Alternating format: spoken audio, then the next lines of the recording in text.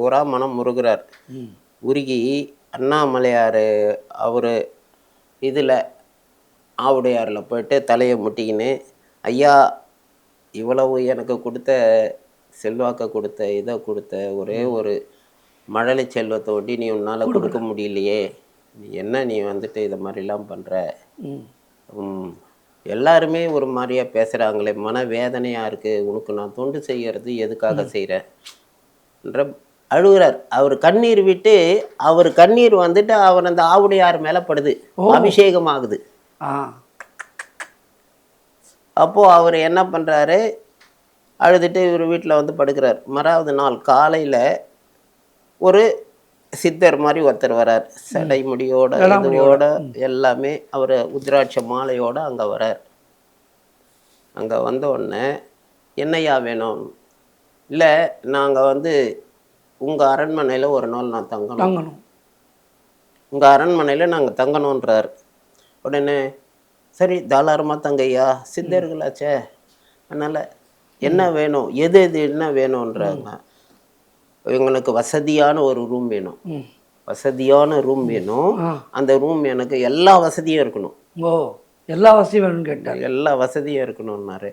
அப்புறம் எல்லா வசதியும்னா என்ன யாருனாங்க, ஒரு இளம்பெண் எனக்கு வந்து சர்வீஸ் பண்ணுறதுக்கு ஒரு இளம்பெண்ணும் தேவை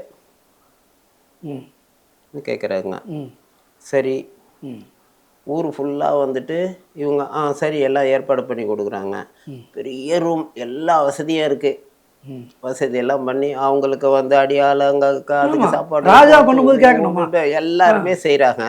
அப்போது அந்த செய்கிறப்போ அவங்க என்ன செய்கிறாங்க, அப்போது எனக்கு பர்சனலாக பணியோட செய்கிறதுக்கு ஒரு பெண் வேணும், எல்லாரையும் நான் வேலை வாங்க முடியாது, ஆமாம், அதனால் ஒரு பர்சனலாக ஒரு பணிப்பெண் வேணும். நான் எல்லாரையும் கேட்குறாங்க, ஊர் ஃபுல்லாக கேட்குறாங்க, ஊர் எல்லாம் அவங்க ராஜ்யத்தில் எல்லாருமே, அதில் தாசிகள்னு வாங்க பாருங்க, அவங்களும் கூட கேட்டு பார்க்குறாங்க, எல்லாரும் புக்கிங்கா. ஓ, அன்றைய தினத்துக்கு இல்லை, இன்றைக்கு தான் வேணும், என்னை நைட்டு வேணுன்றாரு. ஓ, இன்றைய நைட்டு வேணும், விளையாடல் சிவன் விளையாடல், இன்றைய நைட்டு வேணும், நாளைக்கெல்லாம் எனக்கு தேவையில்ல, இன்னைக்கு தான் வேணும், இன்னைக்கு தான். இவரே என்ன பண்ணுறாரு, ஊர் ஃபுல்லாக யாரையுமே வரல.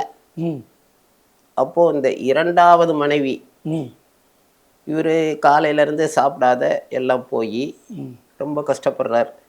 என்னடா அது அலைச்சல், இங்கே ஒரு பொண்ணு கூட கிடைக்க மாட்டுது, அவருக்கு சர்வீஸ் பண்ணுறதுக்கு என்ன அதை என்ன பண்ணுறதுன்னு தெரியாத முழிச்சிக்கின்னு அவங்க வீட்டில் என்ன பண்ணுறாங்க, முதல் மனைவி என்ன சொல்கிறாங்க,